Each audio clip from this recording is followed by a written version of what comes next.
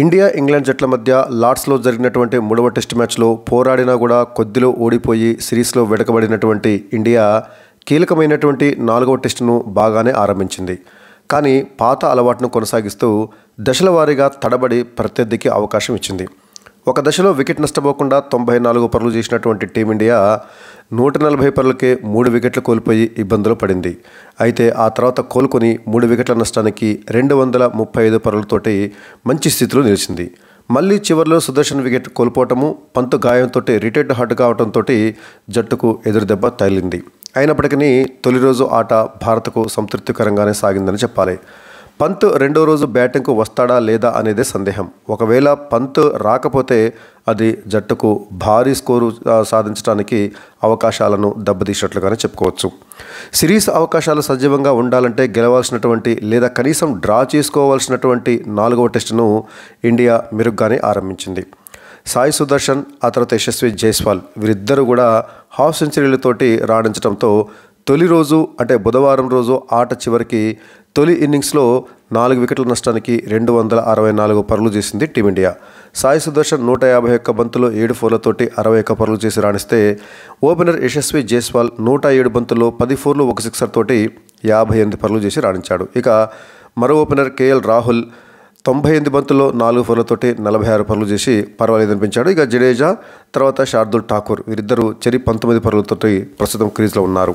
అంతకుముందు సిరీస్లో వరుసగా 4వసారి టాస్ గెలిచినటువంటి ఇంగ్లాండ్ కెప్టెన్ బెన్ స్టోక్స్ ముందుగా ఇండియాకు బ్యాటింగ్ అప్పగించాడు.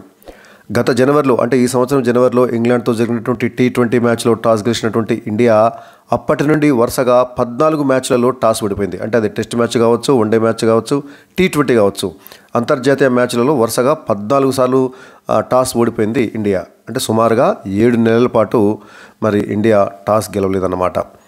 సో అటు రోహిత్ శర్మ కావచ్చు, సూర్యకుమార్ యాదవ్ కావచ్చు, ఇప్పుడు శుభ్మన్ గిల్ కావచ్చు, వీరందరూ కూడా వరుసగా టాస్లో ఓడిపోతున్నారు. 3వ టెస్టు ఆడినటువంటి భారత తుది జట్టులో 3 కీలక మార్పులు జరిగాయి. గాయం కారణంగా మ్యాచ్కు దూరమైనటువంటి ఆకాష్ దీప్ స్థానంలో అంశుల్ కాంబోజు, అదేవిధంగా నితీష్ రెడ్డి స్థానంలో శార్దుల్ ఠాకూర్ తుది జట్టులోకి రాగా, వరుసగా విఫలమవుతున్నటువంటి కరుణ్ నాయర్ని తప్పించి అతని స్థానంలో సాయి సుదర్శన్ను తుది జట్టులోకి తీసుకున్నారు. సో ఈ మ్యాచ్ ద్వారా అంశుల్ కాంబోజు అంతర్జాతీయ క్రికెట్లోకి అరంగేట్రం చేశాడు. ఈ గ్రౌండ్లో టీమిండియా ఇంతవరకు ఒక్క టెస్ట్ మ్యాచ్ కూడా గెలవలేదు. అదేవిధంగా ఈ గ్రౌండ్లో టాస్ గెలిచి మొదట బౌలింగ్ ఎంచుకున్నటువంటి ఏ టీం కూడా గెలవలేదు.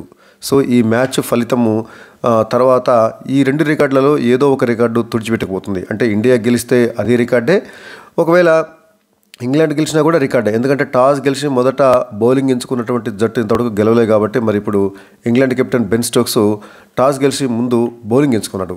ఒకవేళ వాళ్ళు గెలిచినా కూడా అది రికార్డే అవుతుంది. టాస్ ఓడి మొదట బ్యాటింగ్ చేపట్టినటువంటి టీమిండియాకు ఓపెనర్లు కేఎల్ రాహుల్, యశస్వి జైస్వాల్ శుభారంభాన్ని అందించారు. ఆదిలోనే వికెట్లను కోల్పోకూడదన్న లక్ష్యంతో ఇద్దరు గట్టి పట్టుదలతో బ్యాటింగ్ చేశారు. రాహుల్ అడపాతడపా బౌండరీలు బాధగా జైస్వాల్ మాత్రము చాలా సంయమనంతో క్రీజులో పాతుకుపోయాడు. రాహుల్ 33 పరుగులు చేరుకున్నటువంటి క్రమంలో ఇంగ్లాండ్ గడ్డపై టెస్టుల్లో 1000 పరుగులు పూర్తి చేసుకున్నటువంటి భారత ఓపెనర్గా మరో ఘనత సాధించాడు. ఇక బెన్ స్టోక్స్ బౌలింగ్లో జైస్వాల్ ఒక 6 బాదాడు. దీంతో లంచ్ విరామ సమయానికి ఇండియా వికెట్ నష్టపోకుండా 78 పరుగులు చేసింది. యశస్వి జైస్వాల్ 36 పరుగులతోటి, కేఎల్ రాహుల్ 40 పరుగులతోటి లంచ్ విరామానికి వెళ్ళారు. సో మొత్తంగా ఈ తొలి సెషన్లో ఇండియా 26 ఓవర్ల పాటు బ్యాటింగ్ చేసి 78 పరుగులు చేసింది. వికెట్ ఏమీ నష్టపోలేదు. ఇక రన్ రేటు ఓవర్కి 3 చొప్పున పరుగులు చేయడం జరిగింది. సో ఫస్ట్ సెషన్ ఇండియాది అని చెప్పాలి. రన్ రేటు కాస్త తక్కువ ఉన్నప్పటికీ ఒక్క వికెట్ కూడా ఇండియా కోల్పోలేదు. కాబట్టి తొలి రోజు తొలి సెషన్లో ఇండియాదే పైచేయి అయింది. అయితే లంచ్ విరామం తర్వాత కొద్దిసేపటికే కేఎల్ రాహుల్ అవుట్ అయ్యాడు.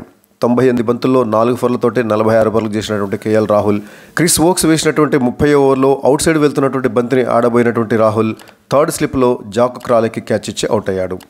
సో ఫస్ట్ వికెట్కి జైస్వాల్ అండ్ కేఎల్ రాహుల్ వీరిద్దరు కలిసి 180 బంతుల్లో 94 పరుగులు జోడించి ఇండియాకు మంచి ఆరంభాన్ని అందించారు. రాహుల్ అవుట్ అయిన తర్వాత 3వ స్థానంలో సాయి సుదర్శన్ బ్యాటింగ్కి వచ్చాడు.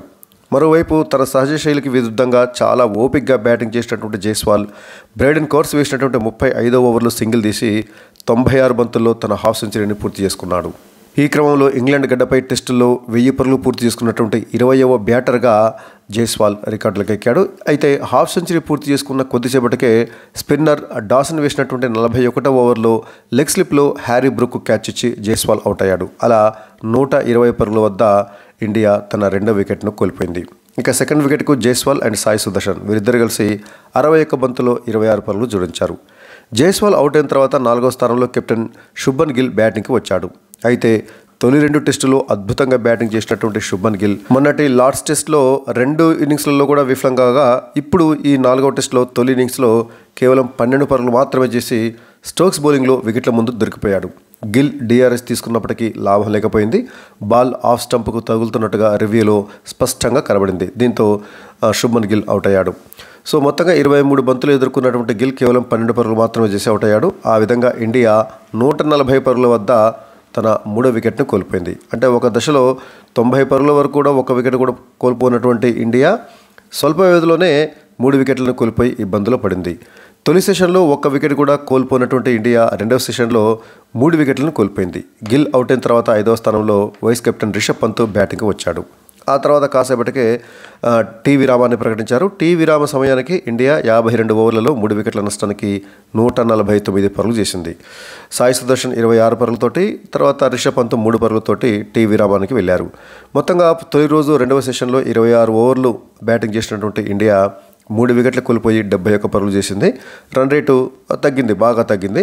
2.73గా రన్ రేటు ఉంది ఈ రెండవ సెషన్లో. సో తొలి సెషన్లో ఇండియాది పైచేయి అయితే రెండవ సెషన్లో ఇంగ్లాండ్ది పైచేయి అయింది. ఎందుకంటే రెండవ సెషన్లో ఇంగ్లాండ్ 3 వికెట్లు తీసింది, పైగా పరుగులను కూడా బాగా నియంత్రించింది.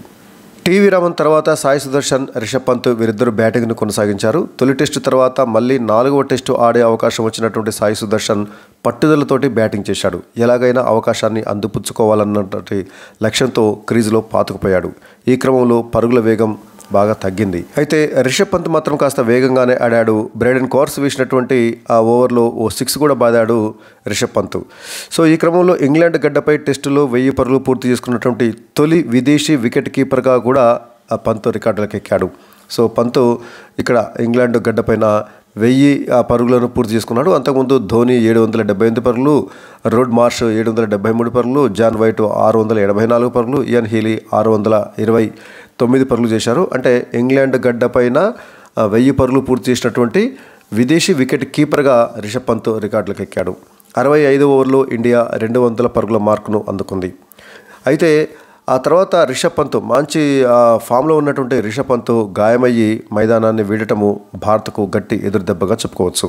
క్రిస్ వోక్స్ వేసినటువంటి 68వ ఓవర్లో ఫుల్ లెంగ్త్ బంతిని రివర్స్ స్వీప్ ఆడేందుకు విఫలయత్నం చేశాడు రిషబ్ పంత్. ఇంగ్లాండ్ LBWకు అప్పీల్ చేసింది. ఎంపైరు నిరాకరించడంతో ఇంగ్లాండ్ సమీక్షకు వెళ్ళింది. సమీక్షలో అతడి బ్యాటుకు బంతి తాకిందని తేలింది. అయితే బ్యాటుకు తగిలిన తర్వాత బంతి పంతు యొక్క కుడి పాదానికి బలంగా తాగటంతో గాయమైంది. పాదం బాగా వాయడంతో పాటుగా రక్తం కారుతూ కనిపించింది. దీంతో పంత్ రిటైర్డ్ హడ్గా వెనుదిరిగాడు. అతడు నలవలేకపోవడంతో గోల్ఫ్ కార్ట్లో పెవిలియన్కు తీసుకువెళ్లారు. పంత్ రిటైర్డ్ హడ్గా వెనుదిరగడంతో రవీంద్ర జడేజా బ్యాటింగ్కి వచ్చాడు. మరోవైపు ఎంతో ఓపిక్గా బ్యాటింగ్ చేసినటువంటి సాయి సుదర్శన్ జోరూట్ వేసినటువంటి 69వ ఓవర్లో 4 కొట్టి 134 బంతుల్లో టెస్టుల్లో తన తొలి హాఫ్ సెంచరీని పూర్తి చేసుకున్నాడు. అయితే బెన్ స్టోక్స్ వేసినటువంటి 74వ ఓవర్లో బ్రైడెన్ కార్స్కి క్యాచ్ ఇచ్చి సాయి సుదర్శన్ అవుట్ అయ్యాడు. మొత్తంగా 151 బంతులు ఎదుర్కొన్నటువంటి సాయి సుదర్శన్ 7 ఫోర్లతోటి 61 పరుగులు చేసి అవుట్ అయ్యాడు. ఆ విధంగా 235 పరుగుల వద్ద ఇండియా తన 4వ వికెట్ను కోల్పోయింది. ఇక ఆ తర్వాత 7వ స్థానంలో శార్దుల్ ఠాకూర్ బ్యాటింగ్కి వచ్చాడు. రవీంద్ర జడేజా అండ్ శార్దుల్ ఠాకూర్ వీరిద్దరు ఆల్రౌండర్లు కూడా తొలి రోజు ఇండియా మరో వికెట్ కోల్పోకుండా ముగించారు తొలి రోజును. సో తొలి రోజు ఆట ముగిసే సమయానికి ఇండియా 83 ఓవర్లలో 4 వికెట్ల నష్టానికి 264 పరుగులు చేసింది. జడేజా 19 పరుగులతోటి, శార్దుల్ ఠాకూర్ మరో 19 పరుగులతోటి ఇద్దరు కూడా క్రీజులో నిల్చున్నారు.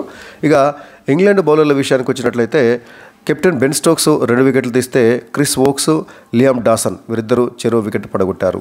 మొత్తంగా తొలి రోజు ఆట ముగిసిన తర్వాత ఇండియా తొలి రోజును సంతృప్తికరంగానే ముగించిందని చెప్పాలి. ఎందుకంటే రన్స్ కాస్త తక్కువ వచ్చినాయి. వాస్తవానికి తొలి రోజు 300కు పైగా పరుగులు చేస్తే బాగుండేది, కానీ అటు సాయి సుదర్శన్ కానీ, ఆ తర్వాత యశస్వి జైస్వాల్ కానీ, కేఎల్ రాహుల్ కానీ వీరందరూ కూడా చాలా నెమ్మదిగా బ్యాటింగ్ చేయడంతో తొలి రోజు 264 పరుగులతోటి ఇండియా ముగించింది. 4 వికెట్లు కోల్పోయింది, పర్వాలేదు. కానీ రిషబ్ పంత్ గాయం నుంచి కోలుకొని రెండవ రోజు బ్యాటింగ్ చేస్తాడా లేదా అనేదే ఇండియాకు పెద్ద సమస్య. రిషబ్ పంత్ కోలుకొని బ్యాటింగ్ చేస్తే పర్వాలేదు. ప్రస్తుతము క్రీజ్లో జడేజా, శార్దుల్ ఠాకూర్ వీరిద్దరు ఆల్రౌండర్లు క్రీజ్లో ఉన్నారు. ఇక తర్వాత వాషింగ్టన్ సుందర్ కూడా బ్యాటింగ్ చేసేటటువంటి సామర్థ్యం ఉంది కాబట్టి ఆ తర్వాత వచ్చేటువంటి అన్షుల్ కాంబోజ్ కూడా బ్యాటింగ్ చేయగలడు. సో ప్రస్తుతము క్రీజ్లో ఉన్నటువంటి రవీంద్ర జడేజా, శార్దుల్ ఠాకూర్తో పాటుగా ఒకవేళ రిటైర్డ్ హార్డ్ని వెళ్తున్నటువంటి పంత్ కూడా బ్యాటింగ్ చేస్తే రిషబ్ పంత్, వాషింగ్టన్ సుందర్, తర్వాత అన్షుల్ కాంబోజ్ వీళ్ళందరూ నిలదొక్కుంటే ఇండియా 350 పరుగులు చేయగలిగితే మాత్రము ఈ మ్యాచ్లో పర్వాలేదనిపిస్తుంది. సో రెండవ రోజు ఆట కీలకమైనదిగా చెప్పుకోవచ్చు. ఇండియా తన తొలి ఇన్నింగ్స్ను కొనసాగించి కనీసము 350 పరుగులు చేయగలిగితే ఈ మ్యాచ్లో ఇండియా కాస్త మంచి స్థితిలో ఉన్నట్లుగా చెప్పుకోవచ్చు. సో రెండవ రోజు ఈ మ్యాచ్లో చాలా కీలకమైంది. ఇండియా రెండవ రోజు తన బ్యాటింగ్ను కొనసాగించి 350 నుంచి 400 వరకు పరుగులు చేయగలిగితే మరి ఇండియా కొంచెం సేఫ్ సైడ్గా ఉంటుందని చెప్పుకోవచ్చు. మరి ఈ తొలి రోజు ఆటపైన మీ అభిప్రాయం ఏమిటో కామెంట్ సెక్షన్లో కామెంట్ చేయండి.